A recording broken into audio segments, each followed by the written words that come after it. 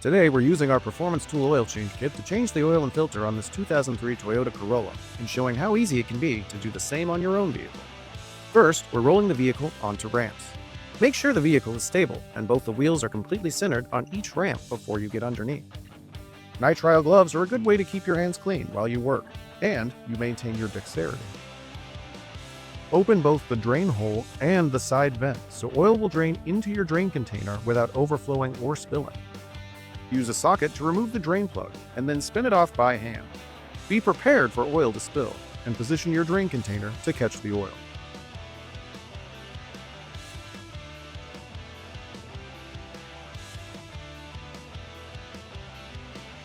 We're using our fluted filter wrench that is made specifically for this Toyota model. You can also use a band filter wrench to remove your oil filter if you can fit it in there. Be ready for oil to spill from the filter.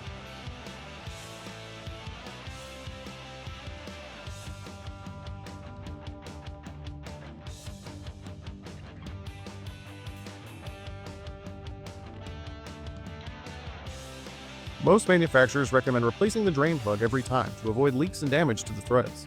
Tighten it until you're confident it won't leak, but don't overdo it.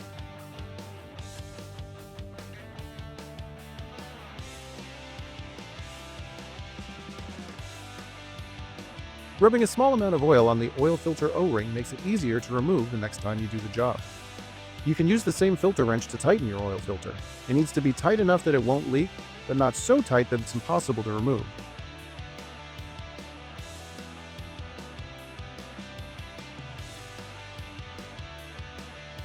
Check one more time to make sure you've installed both the drain plug and the oil filter.